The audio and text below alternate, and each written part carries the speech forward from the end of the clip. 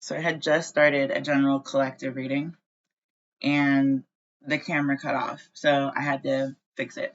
The only card that I had pulled though was movement, number 28. And the only thing that I said thus far was just that whatever it is that you're growing right now, general collective, it's almost like you know how a turtle or a whale will have barnacles just like all over its back, right? Just growing all over.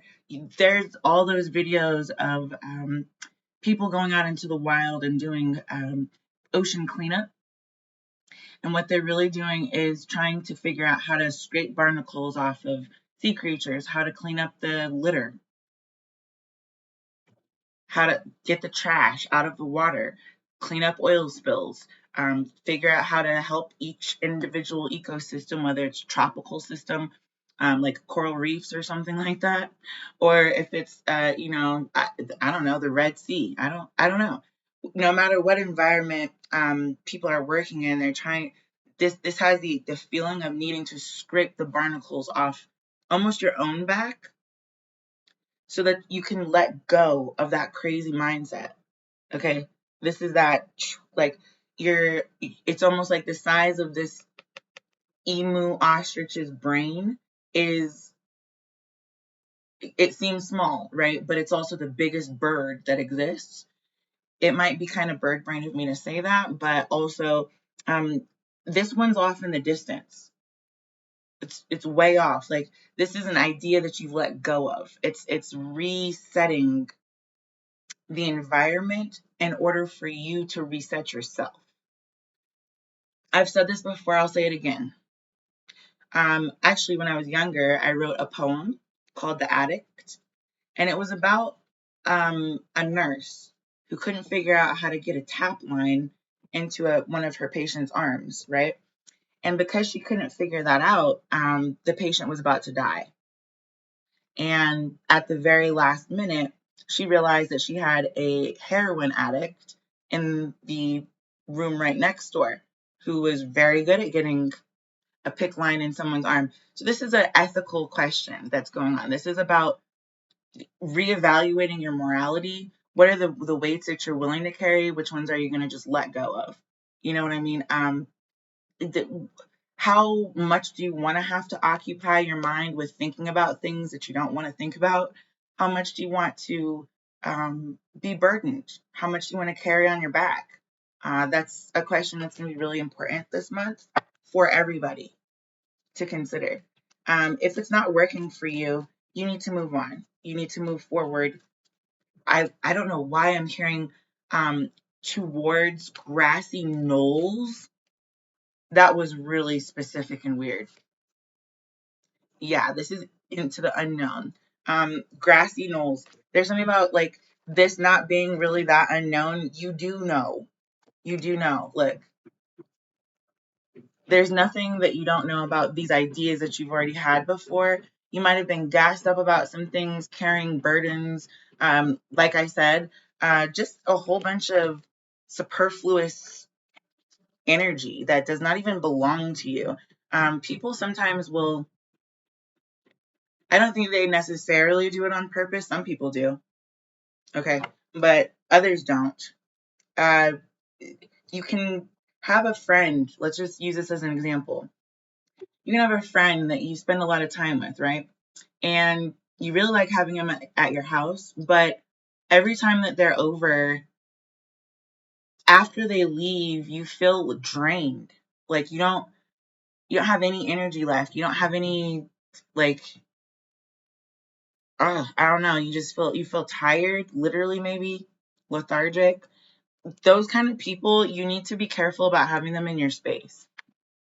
And it's because that's the extra burden that you're going to end up having to shoulder if you don't understand what you're getting into. So it's just an awareness. That's all I'm feeling here is that there needs to be a real awareness as well as an inventory taking of the energies that are stalking you that have been completely bogging you down. Yeah, look here. We've got details, and sad embrace coming out. Look, this sad embrace is like you're not even going to pay attention to the details of that anymore. That hot air balloon has flown, okay? That boat has sailed. The devil is in the details, but this has more to do with embracing the fact that sometimes you have to let go. Like I said, let go, just give it up.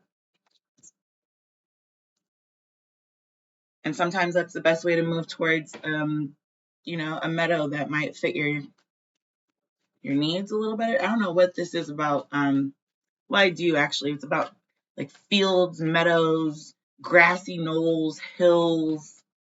You might need to get out of nature, go lay in the grass. Yeah, ground yourself. There's something about really needing to ground yourself. Yeah, look,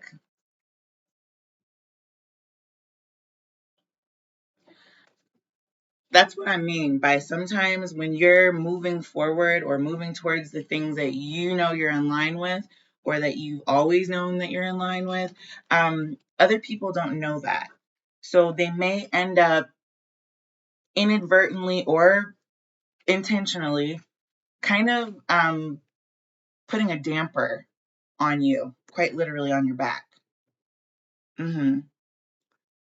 Quite literally on your back. Okay, it's like almost I don't know if you've heard that song Alone by Halsey. It's really good, but there's a point in there where she's like talking about how if I come around you and I see some stuff I don't like, I'll be clipping off your wings. And right when she's saying that, the girl is pulling a whole thorn out of her mouth. So that's what I mean. You pull a thorn out of your mouth, you're not going to put it back in again, right? Once you got it out of there, you're not going to stick it back in. Unless you just want your tongue pierced. You know what I mean? But it kind of took the spark out of things, kind of took the joy out of things, kind of some type of past idea, action, experience that you might have had. It just sapped things for you. Like the energy just was sucked out of the situation. Those vacuum bags that they have, and you can like store more because you've vacuumed everything, it's flat as all get out. That's kind of what I feel here. You don't want your energy to be flattened. You want to be able to have a clear view. So like I guess it's a part of this. I don't know what this is about the horizon. Oh, I do know. It's a vertical horizon thing. I don't want to talk about it.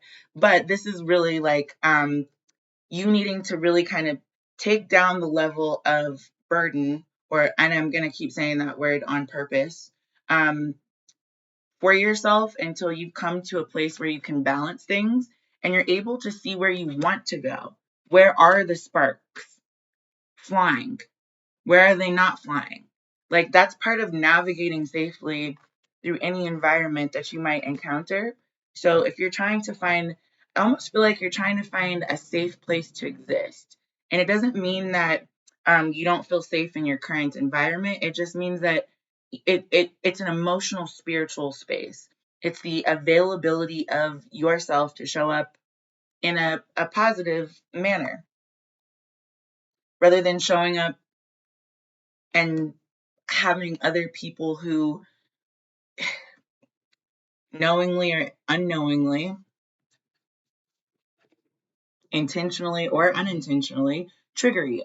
If you're in a situation like that, you are allowed to unsubscribe from their issues.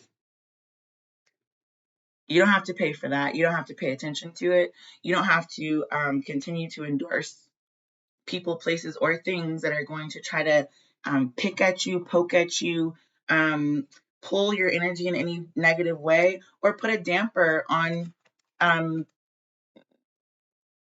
the passion that you might feel for anything at any given moment in time, right? Nobody has the right to take that from you. So if that's what's going on right here, movement is much needed. Absolutely. Can I get some clarity, please? We're going to use the Buddha deck to get clarity on these three. I usually don't take, I'll do this. I usually don't take 3 cards in the 3rd position, but I am today. So right now we've got this on this is just what came out. I'm not going to turn any of them down today. I feel like we need the energy. We need the understanding of what this, it's your inner money. That's what this really is. Think of it as paying attention. When you pay attention to somebody, you're literally giving them the currency of your energy. It's what's inside of you is now being shared with somebody else. It is okay for you to set boundaries. Boundaries. There is a limit. Everyone has limits. If everyone didn't have a limit, we wouldn't have torture as an available option because we would never have a limit to how much we could handle. People snap because, it's like, think Moulin Rouge, kind of Queen Latifah, had it coming. Anyway, this is number 14, Unconscious Choice. And I do want to pick up this deck again. The bottom of this deck was number 14. Bottom of this deck is number 14. So we now have 14, 14. That's what I mean by balancing out the energies that have been stopping you from being able to proceed the way that you want. Okay. If you continue to people please, if you continue to cater to other people, you teach people how to treat you. And they teach you how you're going to be treated by them. Trust is earned, not given, but there's some basic things like kindness, whatever has burdened you here. I do feel like it was an unconscious choice. You didn't even know you were being burdened by it. It says all mental phenomenon have mind as their forerunner. They have mind as their chief. They are mind made. If one speaks or acts with an evil mind, then suffering follows him, just as the wheel follows the hoof print of the ox that draws the cart. When self-serving bias is being played out unconsciously, you can be a villain at one time and a lover at another time. How ironic that I was just saying, sometimes I'm hearing Alanis Morissette coming through really strong right now. You know how she's standing naked, actually, in the middle of like Times Square? And she's singing and she's just looking at she's watching, observing the people around her, not even noticing that she's standing there naked. That she's bearing her like very soul to them, and they're just like, they just walk past, There's not so much about, there's something about being like, the more you know, the more you don't know. Have you ever had a friend that you've had for like, I don't know, 10 years or something like that, but you never knew they could sing? And then one day y'all are just out in public, someone's playing the piano and your friend busts out and the lungs on them, like there she blows, okay? That's kind of what this energy is. It's almost like having the unconscious choice to either get to know someone or you don't. You invest in this or you don't. When self-serving bias is being played out unconsciously, and I just said you may have people that are doing this on purpose and people that are not, so don't generalize, but this is a general collective reading. You can be a villain at one time and a lover at another. It's really important to understand that. You don't have to do much for that balancing act to just show up first thing. But you have to also be really honest with yourself about what it is that's like, what's the straw that was about to break the camel's back? Because that's the one we're going to eliminate. That's the one that is going to be discontinued and,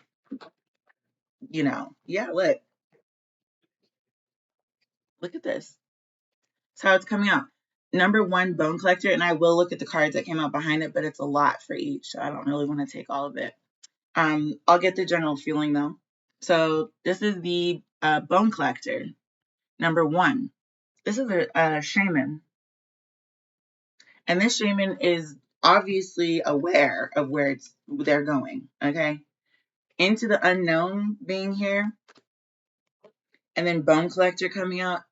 7 is in the reverse, and number 1 is in the upright.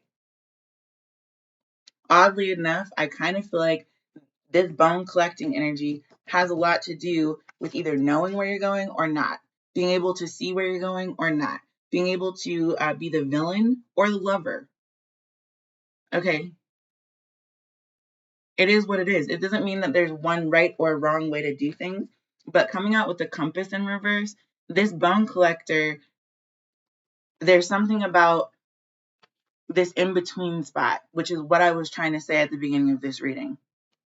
There's 2 sides to that kind of locket compass thing, right? Watch, whatever you want to call it. This right here has everything to do with knowing the inventory of what you need, what you want, because those are 2 separate things. So sometimes you have to make a head over heart decision because either of a responsibility that you have to keep everyone else on track, or for a responsibility you have to yourself, which is more of this energy right here, reflecting the balancing act, the spark being in reverse, and the dragon's lair. It's almost like, let me give you another example here. This is number 11, number 40, or 34, and number 19. Imagine being in a relationship with someone, right? And maybe in that relationship, you've always kind of been the one that listened to their woes. If they want to pick a bone with someone, you're the one that like kind of helps them make a decision about it, or gives them your advice, or offers support in some way. This is you being willing and able to say, no, no, thank you. I'm no longer willing to act in that capacity in your life. We could be friends that don't talk about other people, or we can be friends that don't have benefits, or we like the villains and lovers was where I was going with that. But all I'm trying to say here is that like there's something about like you don't have to necessarily hit the reset button as in like ears cut off forever, right? But it isn't. It's making this unconscious choice into a conscious choice where you're aware of all the balancing act, the spark, and the dragon's lair that you need to kind of take control of here. You don't want to hear someone be like all irate and upset, but you also understand how that feels as an a human. You don't want someone not to feel like they can be honest with you or upfront, but you also don't really want to be the spark to be the villain in the relationship constantly. So when someone's talking about you constantly and you're like, please stop doing that, and they continue to do it, you don't want to be the villain and just like be like, you know what, like flip out on that person and be like, you know, I just don't want to be friends. You know, you don't want to do that, but at the same time, it is setting a boundary because you've already made the other person conscious as well as yourself of the decision that you made about your limits. So, collective, I feel like there's something you're going to really need to kind of keep your panties out of a bundle this month, is what I'm seeing. Yeah, do no harm. Number 32 is here at the bottom of the deck. Right after unconscious choice. Let me see what comes out for balancing act, spark, and dragon's lair, please.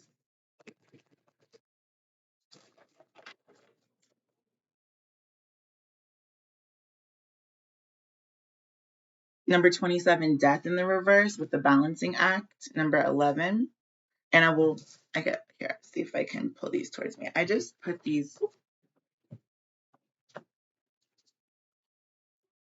back in order, but I don't think I need them back in order right now. Just move them out of the way. Okay. So this is the movement card here, top of the reading, with unconscious choice being number 14, right? So making a choice about something that you didn't even know you were making a choice about. Being a lover,